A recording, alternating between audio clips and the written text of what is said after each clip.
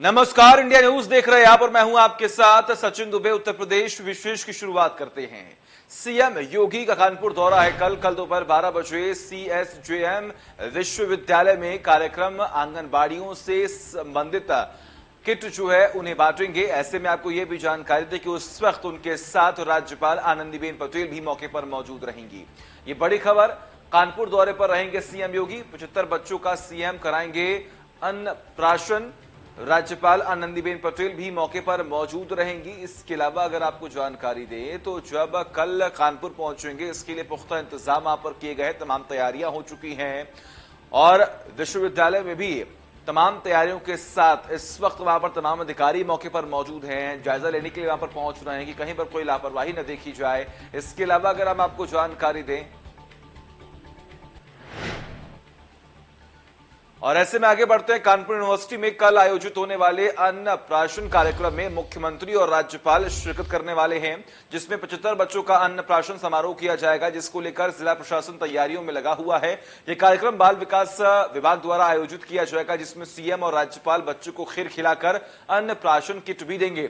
CM को प्रतीक चिन्ह देने के लिए कानपुर यूनिवर्सिटी के फाइन आर्ट से छात्रों सीएम की एक प्रतिमा भी बना रहे हैं, जिसके लिए प्रतीक चिन्ह के रूप में उन्हें भेंट दिया जाएगा। इसके अलावा अगर आपको जानकारी दे तो पुख्ता इंतजाम भी वहां पर किए जा रहे हैं।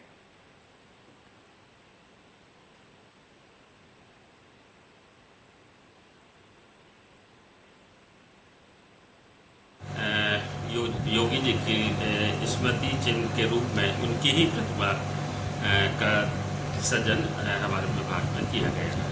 सर, कितना समय लगा, किस तरीके से बनाई गई है किट? क्या इसको बनाने के सबसे पहले तो गीली मिट्टी से बनाई जाती है इसको। उसके बाद इसकी का पीओपी में मोल्ड लिया जाता है। मोल्ड के बाद में फिर इसकी जिस भी मीडियम में हम चाहें, मेटल में या दूसरे माध्यम में उसको ढलाई करते हैं। तो इसको इस बार फाइबर के माध्यम में उसकी कास्टिंग की गई। तो आपने सुना, उनको एक चुनाव चिन्ह के तौर पर उनकी मूर्ति जो है वो भेंट की जाएगी। हालांकि तैयारियां क्या होने वाली, क्या कुछ पुख्ता इंतजाम किए गए हैं, तमाम जानकारी के लिए हमारे साथ इस वक्त हमारे सहयोगी राहुल वाजपेयी जुड़े हुए हैं। राहुल, क्या तैयारियां हैं, क्या है पूरा जो प्रोग्राम है, पूरा क्या है?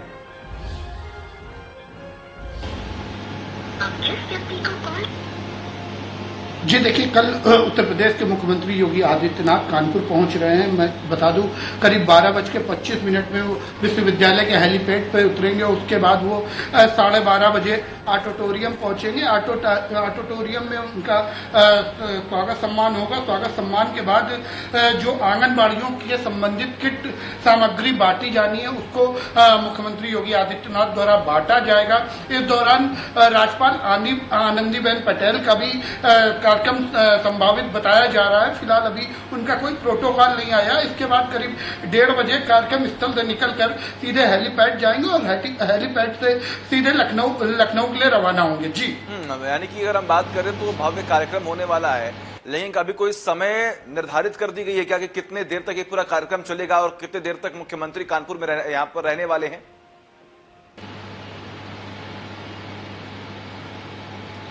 जी देखिए, करीब 12:25 पे वो कानपुर पहुंचेंगे, हेलीपैड से उतरेंगे और 5 मिनट के अंतराल में वो जिस ऑडिटोरियम में ये कार्यक्रम है, करीब 1 घंटे ये पूरा कार्यक्रम चलेगा।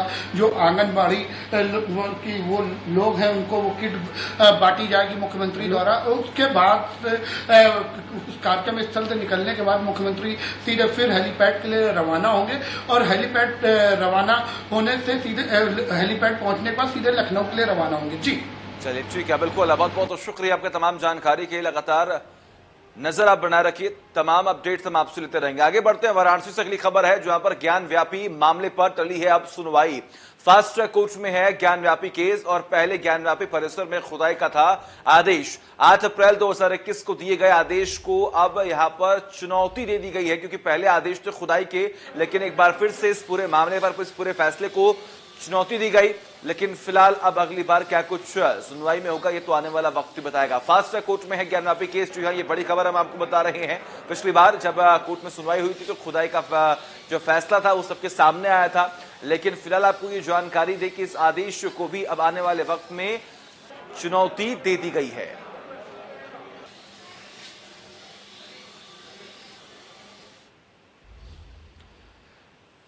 उत्तर प्रदेश के 42 जिलों में आज अच्छी बारिश होने की संभावना है।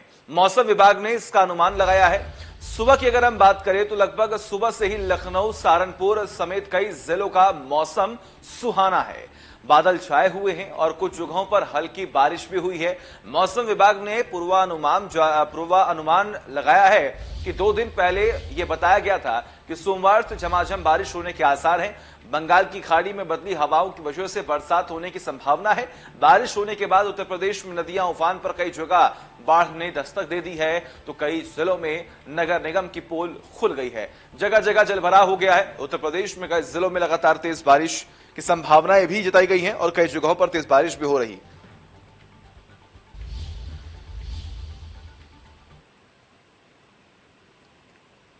तो आप देख पा रहे हैं किस तरीके से कार्यालय के सामने जिन लोगों ने अपनी बाइक खड़ी कर रखी है वो पूरी की पूरी बाइक जो है वो डूब चुकी है। सड़कें तब्दील हो चुकी हैं तालाब में। और ऐसे में अब 6 तस्वीरें हम आपको दिखा रहे हैं। ग्रेटर नोएडा की तस्वीरें आप देखिए किस तरीके से हाईवे पर झमाझम बारिश हो रही है। उन्नाव की तस्वीरें आप देखिए किस तरीके से थाने के सामने जलभराव की जो स्थिति है वो उत्पन्न हो चुकी है। भाई तीसरी ओर आप देख पा रहे हैं नोएडा की तस्वीरें, जहां पर मेन सड़क जो है वो अब सड़कें तालाब में तब्दील हो चुकी है। बिजनौर का भी हाल वही है। श्रावस्ती में भी आप देख पा रहे हैं किस तरीके से तेज बारिश की वजह से लोग अपने घरों में कैद हैं, अपने घरों से बाहर नहीं निकल पा रहे हैं। और ऐसे में जो आखिरी तस्वीर है वो भी आप देख पा रहे हैं किस तरीके से तमाम जो बारिश की तस्वीरें हैं वो लगातार हम आपको दिखा रहे हैं।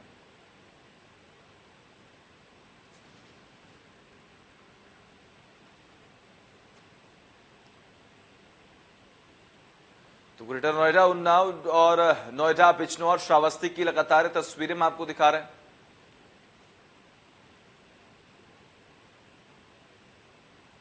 तो मौसम विभाग ने बारिश की चेतावनी जो है वो अलर्ट मोड में है सभी। और आपको ये जानकारी देखिए, लगातार तेज बारिश की वजह से ही आम जनता की मुश्किलें तो बढ़ी ही हैं, लेकिन इसके अलावा अगर हम बात करें तो कई जगहों पर तेज बारिश की वजह से लोगों को राहत की सांस भी मिली है, क्योंकि लगातार चिलचिलाती गर्मी और कड़ी धूप से लोग परेशान हो गए थे। और इन्हीं परेशानियों का जो सामना है वो आम जनता को करना पड़ रहा था। और कहने के किसान भी बहुत ज्यादा परेशान थे इस गर्मी की वजह से, लेकिन अब तेज बारिश की वजह से किसानों के चेहरे भी खिल उठे हैं। तो वही जो शहरों में लोग हैं उनके चेहरे भी खिल उठे हैं, क्योंकि चिलचिलाती गर्मी की वजह से जो तमाम मुश्किलें और तमाम बीमारियां उन्हें झेलनी पड़ रही थी अब उससे राहत मिलेगी।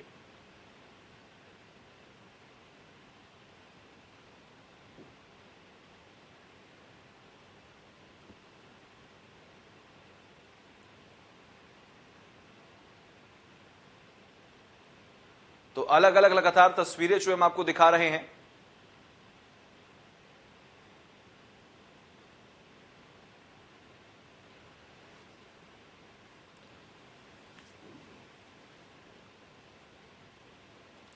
और हमारे साथ 2 सहयोगी इस वक्त हमारे साथ जुड़े हुए हैं, जिनसे हम जानेंगे कि फिलहाल मौसम का हाल क्या है। बहराइच सीधे रुक करते हैं, हमारे सहयोगी संजय बने हुए हैं। फिलहाल संजय, बहराइच में क्या हाल है मौसम का?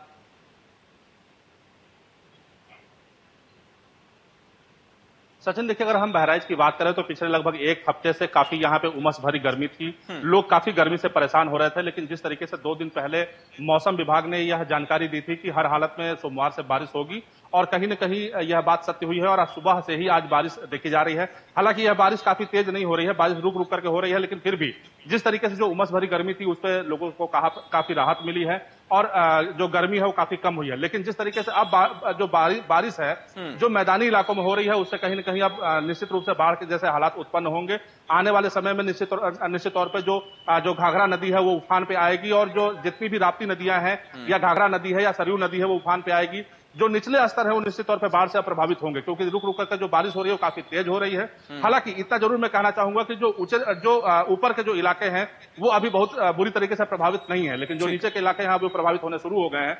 निश्चित तौर पर इसी तरीके से अगर बारिश होती रही तो आने वाले जो समय होंगे वो निश्चित जो निचले स्तर के जो लोग होंगे उनको काफी प्रभावित कर सकते हैं। जी ठीक है, बिल्कुल। अब सीधे रुक करते हैं कानपुर, जहां पर हमारे सहयोगी राहुल वाजपेयी बने हुए हैं। राहुल, कानपुर में क्या हालात हैं? क्योंकि वहां की भी तस्वीरें जो है वो लगातार हम देख पा रहे हैं तेज बहाव और तेज बारिश की वजह से वहां पर जो आम जनता है उनकी मुश्किलें कहीं ना कहीं बढ़ गई हैं।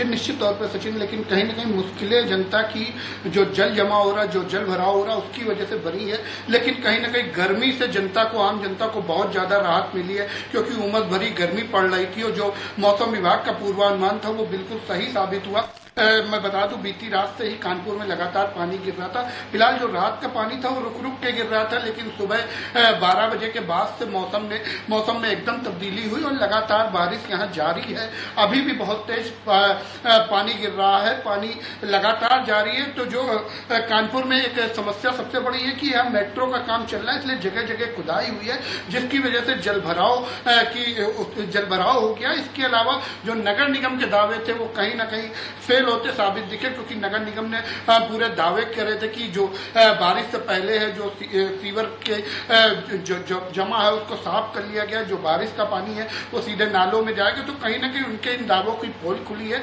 लेकिन कहीं ना कहीं जनता को एक बड़ी राहत मिली है। जिस तरीके से जनता इस उमस भरी गर्मी से जूझ रही थी, आज जो बारिश गिरी उससे सबसे ज्यादा राहत मिली है। फिलहाल अभी पानी लगातार गिर रहा है। जी ठीक है, बिल्कुल। ऐसे में आप तमाम तस्वीरें तो स्पष्ट होती हुई दिखाई दे रही हैं, लेकिन कहीं ना कहीं मुश्किलें बढ़ रही हैं और चुनौतियां भी बहुत सामने आ रही हैं। आप दोनों का बहुत बहुत शुक्रिया। लगातार नजर आप बनाए रखिए, तमाम अपडेट्स हम आपसे लेते रहेंगे। आगे बढ़ते हैं। उत्तर प्रदेश में विधानसभा चुनाव 2022 की गतिविधियां अब शुरू हो गई हैं। बसपा द्वारा ब्राह्मण सम्मेलन किए जाने के बाद उत्तर प्रदेश के तमाम राजनीतिक दलों में हलचल शुरू हो गई है। समाजवादी पार्टी के राष्ट्रीय अध्यक्ष और पूर्व मुख्यमंत्री अशोक यादव और यहां पर अगर हम बात करें तो पश्चिम उत्तर प्रदेश के प्रमुख दल रालोद के राष्ट्रीय अध्यक्ष जयंत चौधरी के बीच हुई मुलाकात ने दूसरे राजनीतिक दलों में भी हलचल पैदा कर दी है। इसी के तहत राष्ट्रीय लोक दल का आज खतौली में एक भाईचारा सम्मेलन आयोजित किया गया और इसी सम्मेलन के जरिए राष्ट्रीय लोक दल ने अपना विधानसभा चुनाव 2022 के लिए तैयारियां तेज कर दी।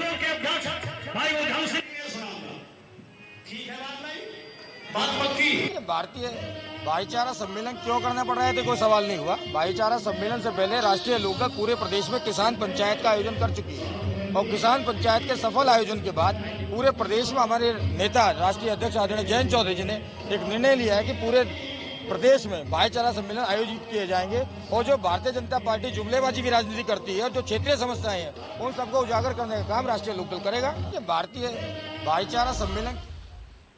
और वह अलीगढ़ मुस्लिम विश्वविद्यालय में आजम खान की रिहाई के लिए छात्रों ने आवाज उठाई है। छात्रों ने ड्रग पॉइंट से बाबे सैयद गेट तक नारेबाजी करते हुए रिहाई मार्च निकाला। सपा नेता आजम खान एएमयू में पढ़ाई कर चुके हैं और एएमयू छात्र संघ के पूर्व सेक्रेटरी भी रहे हैं। एएमयू के छात्रों ने कहा कि आजम खान को जेल में बुरे हालात में रखा गया, जिससे उनकी हालत बिगड़ गई। छात्रों ने आजम खान की रिहाई के लिए सड़क पर उतरकर आंदोलन करने की चेतावनी भी दे दी है।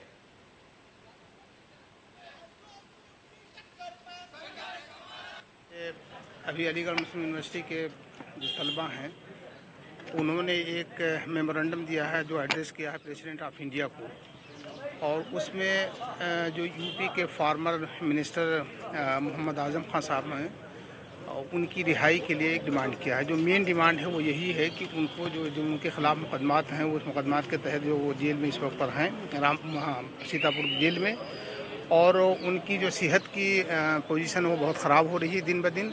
लिहाजा लड़कों ने इस बात के लिए डिमांड किया है कि वो हमारे ओल्ड बॉय भी रहे हैं, यहाँ यूनियन के सेक्रेटरी भी रह चुके हैं, यूपी के मिनिस्टर रहे हैं और उनकी तबीयत ख़राब है। लिहाजा इन्हीं तमाम चीज़ों को मद्देनज़र रखते हुए उनकी एक पुरजोर अपील है, डिमांड है कि आजम खान साहब को जेल से रिहा किया जाए जल्द से जल्द। प्रोटेस्ट का जो उद्देश्य था, जो हमारी मांग है वही आजम खान साहब को रिलीज़ करने के लिए हमने यहाँ डिमांड रखी है, उनको जल्द से जल्द जो है रिहा किया जाए, क्योंकि हालत दिन पे दिन बिगड़ती जा रही है। ऐसी क्या वजह थी, जिस कंडीशन में वो गए थे वो कंडीशन उनकी अच्छी खासी थी और आज की डेट में उनकी क्या कंडीशन है, सारा हिंदुस्तान उनकी कंडीशन को देख रहा है। और ये जो लड़ाई जो चल रही है ये एक जो है बदले की भावना से आजम खान साहब को परेशान किया जा रहा है। आगे बढ़ते बिजनौर से अगली खबर है, जहां पर सपा नेता ने खून से लिखा राष्ट्रपति को पत्र। जेल में बंद सपा सांसद आजम खान की रिहाई की उन्होंने मांग कर दी है और सपा जिला सचिव अदनान राइन ने यह खून से पत्र लिखा है। तो जेल में बंद है सपा सांसद आजम खान और उनकी रिहाई को लेकर लगातार मांग जो है वो उठ रही है। प्रदेश में माफिया के खिलाफ चलाए जा रहे अभियान के तहत गाजीपुर प्रशासन ने मुख्तार अंसारी की पत्नी आफसा अंसारी का शस्त्र लाइसेंस निलंबित कर दिया है। निलंबित शस्त्र लाइसेंस को नियम के अनुसार थाने में जमा कराने के लिए थाना कोतवाली गाजीपुर की एक टीम लखनऊ रवाना हो गई है। जानकारी के मुताबिक इस कार्रवाई को मिलाकर अब तक मुख्तार अंसारी गैंग से संबंधित 85 शस्त्र लाइसेंसों को निलंबित कर दिया गया है।